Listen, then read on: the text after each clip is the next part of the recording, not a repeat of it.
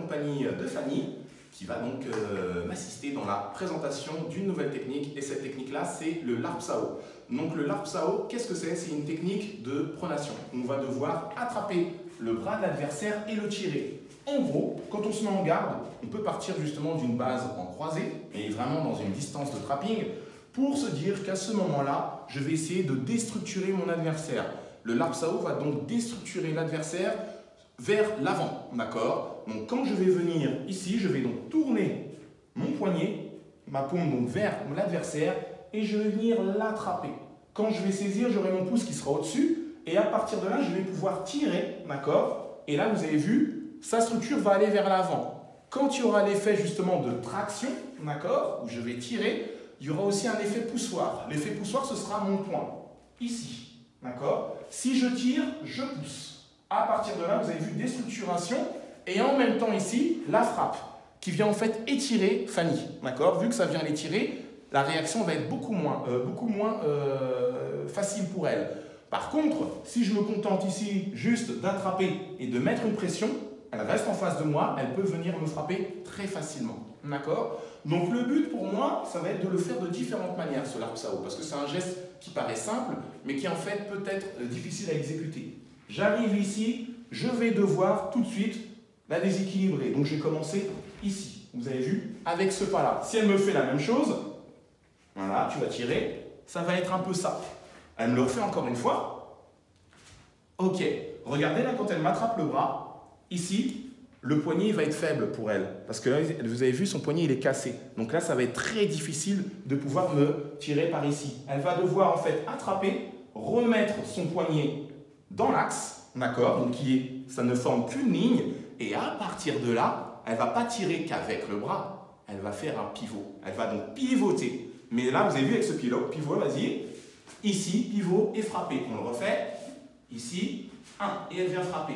Quand elle va faire cette technique-là, regardez, mon poignet, il est en train déjà de regarder, il essaie de regarder dans le centre, mais elle, avec son pivot, elle va l'emmener sur une ligne extérieure. Et à partir de ce moment-là, là, elle aura le bon axe. Ça veut dire qu'en fait, mon poignet lui indique la direction vers laquelle elle devra tirer. Elle ne va pas tirer vers elle, elle va tirer vers la direction que montre mon poignet et que montre là mon doigt. Donc c'est par là qu'elle va faire son pivot. Parfait. Vous avez vu, si elle fait ça, on refait. Ici, là on est parfait. Et vous avez vu, je suis totalement déstructuré et elle a continué de tirer et de pousser. D'accord? Pour moi, ça va être la même chose. Je suis ici, là je peux venir frapper. Mon poignet il est bien de face, d'accord? Et ici, j'ai bien le coude qui est devant, d'accord? Je le refais encore une fois. Je suis ici, hop, mon coude est devant, d'accord? Donc à partir de là, je vais pouvoir enchaîner de différentes manières. Soit je vais vraiment faire bouger Fanny, ici, je l'ai fait avancer, donc elle a vraiment tourné. Ou sinon, le combat est un petit peu plus serré, où la personne est un peu plus solide, donc elle va mettre beaucoup de pression. Si elle met beaucoup de pression, tu vas mettre de la force plutôt de ce sens-là, voilà, pour pouvoir résister. Ça va être plus dur. Résiste vraiment, pour pas que je te tire. Vas-y, résiste. Ouais, voilà. Et là, maintenant, si j'ai besoin en fait de le faire très rapidement, juste ça, vous avez vu? Juste en fait, je la fais démarrer. Je mets une pression, elle résiste, et là je démarre. À chaque fois, ça va être un mouvement simultané. Ça part de la chaîne articulaire de la cheville pour ensuite monter dans toute la chaîne articulaire, repasser même par ici et envoyer. Vous avez vu? Et là, j'envoie. Ça veut dire qu'en fait, j'ai besoin de faire qu'un mouvement. J'attrape et je pivote. Le reste part tout seul. Vous avez vu ma main? Elle part toute seule. Une fois que j'ai fait ce mouvement de Larpsao, je peux facilement après rebondir. 1, 2, tout simplement. Je le refais encore une fois. 1, 2, je rebondis. D'accord? Si on est hors distance, je suis ici, très très dur pour quelqu'un d'arriver, de faire un Larpsao comme ceci. Sauf si vraiment la personne est très benée ou vous ne savez pas du tout ce qu'est le Wing Chun ou un sport de combat. Quand quelqu'un arrive, va commencer à mettre ce mouvement-là circulaire et que vous laissez votre bras, c'est qu'il y a un souci. Forcément, ici, elle va retirer son bras. Elle retire son bras, moi j'ai perdu mon centre et là, derrière, elle peut frapper. D'accord? Donc souvent, ce que je vais faire, c'est que je vais essayer de faire le pont. Donc faire le pont, c'est essayer de voir la distance, là, ici. J'avance mon bras et j'essaie de trouver la distance. J'ai la distance, je rentre. À chaque fois que je vais faire mon Larpsao, j'ai mes deux solutions. J'ai toujours dit, j'ai mes 3 portes. Donc ma première porte sur quelqu'un que je veux vraiment bouger, que j'aimerais, donc si je puis dire, je vais vraiment essayer de casser, de prendre sa place, c'est en passant au milieu. Si j'arrive au milieu, que j'ai tiré, que j'ai frappé, au bout d'un moment, si je relâche la pression du lapsao, elle va bouger, elle va dégager. D'accord? Là, c'est vraiment que je rentre pour détruire. La deuxième chose, c'est peut-être qu'elle aurait été plus costaud. Si elle avait été plus costaud, peut-être que justement, quand je viens prendre ici le contact, je vais me décaler par là. Ça veut dire qu'en ayant décalé, je peux, derrière, après, sortir de là. D'accord? Je vous le remontre une fois. Donc, je vais utiliser en fait un pas de côté. D'accord? Un pas de côté et un pivot. Ici, je suis passé sur le côté. À partir de là, je peux peut-être contrôler. Genou, frappe. Ou sinon, quand je suis ici, j'ai frappé, je sors. Tout simplement. D'accord? Ou sinon, justement, on est déjà très très proche. 1, 2, 3. Vous voyez, là, j'ai travaillé sur un très petit lapsao. D'accord? Je le reprends, je suis ici, j'ai gardé le contact, je fais juste réagir. D'accord? Ça va être une des choses. La deuxième chose qu'on va voir, c'est un lapsao inversé. Le lapsao inversé, ça veut dire que je ne vais pas partir avec le mouvement classique. Le mouvement classique, ce serait quoi? Ce serait un mini coup de volant. D'accord? Vous imaginez que vous avez un volant et que vous vouliez tourner. D'accord? Pareil de ce côté-là. Donc ici, quand je fais mon lapsao normal, mon coup de volant, il est classique. Il m'amène par ici. D'accord? Quand je fais mon lapsao classique, je reste dans mon centre. D'accord? Mais quand je fais mon lapsao, c'est toute ma chaîne articulaire qui vient pivoter. Elle vient pivoter, je maintiens la pression pour que, justement, Fanny soit tractée vers l'avant. D'accord? Par contre, quand je vais faire celui qui est inversé, ça veut dire que je vais sûrement utiliser ma deuxième main. D'accord? Là, ici, j'ai réussi à faire mon premier contrôle. Et avec la deuxième main qui va être, ça dépend, si notre lapsao on l'a monté ou qu'on l'ait laissé bas, peu importe, elle va venir juste en dessous, d'accord, pour remplacer ce bras-là, ici. Ça me permet de rentrer beaucoup plus efficacement et furtivement. J'ai une meilleure pression parce que je vais utiliser peut-être des fois mon bras le plus fort, le bras droit. Regardez là ici, ce mouvement, donc il a inversé, puisque sur le lapsao normal, le pouce est devant, sur le lapsao inversé, le pouce est vers moi, d'accord? Donc sur ce premier mouvement ici, ça me permet de tracter, on va dire, plus largement et plus lointain, plus loin. Sur le lapsao inversé, c'est beaucoup plus petit et c'est beaucoup plus direct. Ce qui va m'intéresser sur le lapsao inversé, c'est que là, la ligne centrale, elle est bouchée. D'accord? Quand je vais faire mon lapsao inversé, vous avez vu, sa ligne centrale, maintenant, elle se retrouve ici. Là, ce qu'elle m'offre, Fanny, c'est son profil. À partir de là, je peux venir frapper en coup de poing. Si je pense que le coup de poing va être trop long à exécuter, je peux passer en back fist. D'accord? Je suis ici, je rentre en back fist. D'accord? À partir de là, donc le lapsao va être très très bien. Je peux aussi le faire à reculons. Je suis ici et je recule. D'accord? Et derrière, je peux aussi jouer avec les jambes. D'accord? Donc vous avez beaucoup de solutions pour le faire en croisé ou en miroir.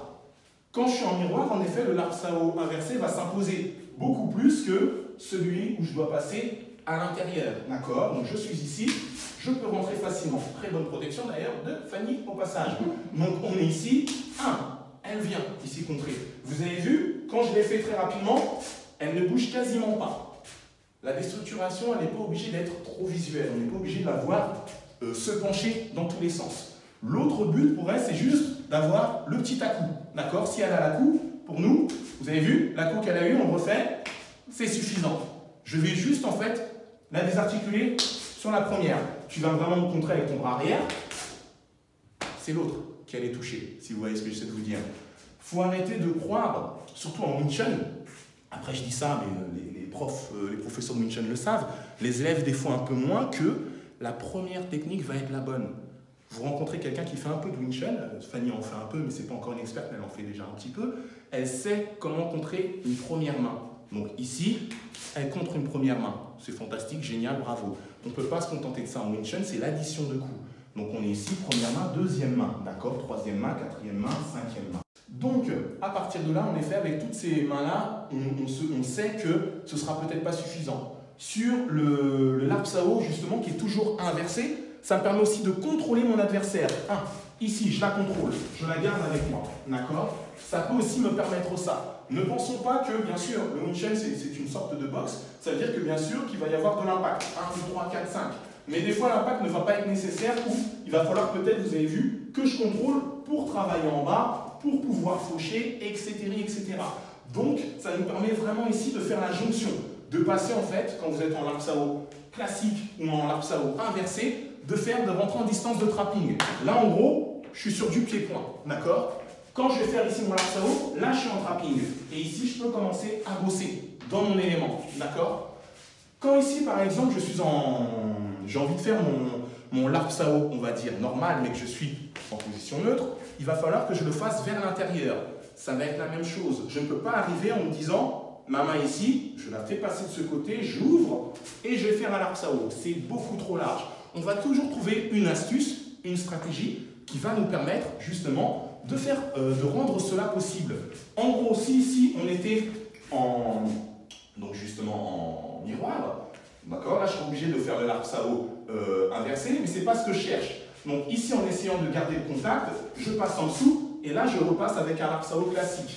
Ici, je vais ouvrir, donc je peux utiliser donc une autre technique, c'est-à-dire je passe à l'intérieur comme ceci et à partir de là, je viens frapper.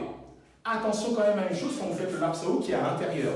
Moi, souvent, quand je vais le faire, je fais comme si j'allais passer avec un bong, d'accord? Donc je viens juste lever ici, d'accord? Pour mettre une pression. Si je ne mets pas de pression, ici, boum, ça va passer. Je le refais. Tiens, je vais passer pour essayer de faire un large. Oh, j'ai pris le coup de poing. Donc forcément, pour éviter ça, parce qu'elle va me refaire la même chose, j'ai pu lever ici, vous avez vu avec le bong, et à partir de là, je peux venir frapper. Attention tout de même à ça. Pourquoi? Parce que quand je fais cette technique, je fais une chose qui pourrait être interdite dans le Wing Chun, ce qui va être que là, ici, je passe, elle me remet le coup de poing. Ici, je vais vers l'intérieur. C'est pas grave, je vais travailler justement dans la porte intérieure, exprès. Quand j'ai travaillé dans la porte intérieure, c'est-à-dire qu'ici, j'ai commencé à frapper. À partir de là, je continue à rentrer, d'accord? Et ici, je frappe, etc. Donc, pour moi, ça va être très important de ne pas être là, et bloqué ici, parce que ça peut aussi se retourner contre moi. Donc, ça va vraiment être ici, 1, 2, 3, 4, 5. Tout de suite, je vais mettre du rebond. D'accord? Je mets du rebond. D'accord? C'est ça que je vais chercher. N'oubliez pas une dernière chose qui va être très important sur vos lapsao, c'est les distances. Aujourd'hui, ça va être très compliqué de me dire, je vais faire un lapsao en arrivant ici, d'accord? Je vais tout le temps essayer d'être sur les extérieurs, pas très loin d'elle. Ici, vous avez vu, même si j'ai réussi à la projeter, mon pied est derrière. Grâce à mon pied qui est derrière, ça facilite aussi tout ce qui est fauchage, d'accord? Pourquoi? Parce qu'en fait, quand je suis là, je change mes angles, d'accord? Ça veut dire que même ici, quand je rentre et que je repasse là, ça peut aussi faucher.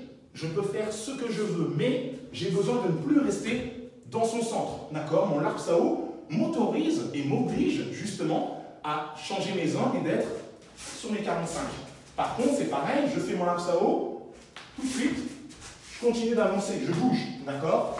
Ou sinon, en effet, je décide de rentrer, d'accord? Mais c'est vraiment ça qui va être le plus important, c'est de vous dire, je vais pouvoir changer mes angles, d'accord? Donc si là, Fanny me le fait, on est ici, tu me fais le lapsao, donc voilà, on est d'accord. Tu vas toujours, et n'oublie pas, essayer de me choisir cette direction-là. Tu vas mettre ta pression vers l'avant, donc je vais maintenir en fait mon angle de 45 degrés, elle m'attrape, le poignet est droit, elle va garder les 45 degrés, elle va pivoter les hanches, ok, pour se retrouver ici. Et cette main-là maintenant, on pivote de l'autre sens, pivote et frappe.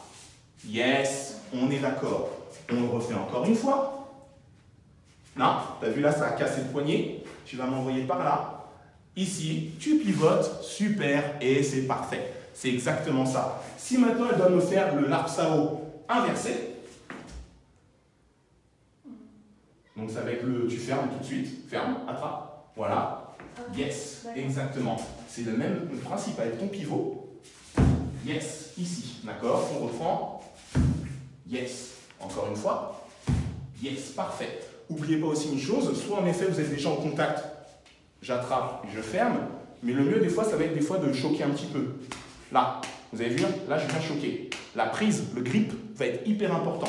Le grip, d'accord? Voilà, ici, le grip, d'accord? Quand j'ai mis le premier grip, je peux ensuite facilement repasser sur autre chose, d'accord? Donc ça va être très bien. Donc voilà un petit peu pour le lapsao. Il fait super chaud dans la salle, je crois qu'il fait à peu près 45 degrés. Je suis désolé si je débouille, mais c'est aussi qu'on s'est entraîné avant, comme quoi on bosse. Donc je vous dis à très bientôt, j'espère que la vidéo vous a plu. Pouce bleu, etc. Abonnez-vous à la chaîne et merci pour tout. Et désolé aussi pour l'absence, ça faisait longtemps, mais je suis revenu et j'essaierai d'être plus régulier. Merci, au revoir.